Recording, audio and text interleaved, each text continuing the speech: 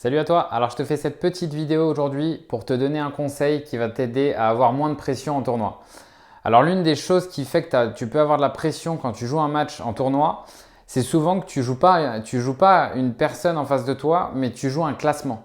Donc pour te permettre d'éviter ça, il y a une chose qui est toute bête, c'est d'éviter de regarder le tableau quand tu arrives en tournoi. Alors tout dépend de la personne que tu es, mais ça t'intéressera si tu sens que tu as de la pression à cause du classement.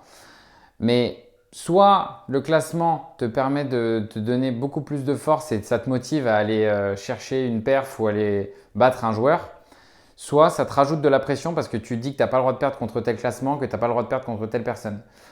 Et si tu regardes plus le tableau, eh ben, tu vas voir qu'en fait, tu vas te dire que finalement, la personne que tu joues en face de toi, eh ben, elle aura un certain niveau et tu seras probablement halluciné du niveau qu'elle aura et du classement qu'elle aura, et tu joueras plus un classement mais une personne.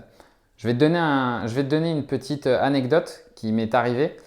J'ai un de mes élèves une fois qui a fait un super match, donc pareil, il a suivi ce conseil, il n'a pas regardé du tout le tableau du tournoi. Et il a fait un super match tout ça et il a perdu donc en 2-7 serrés, il a perdu 6-4, 7-5 je crois.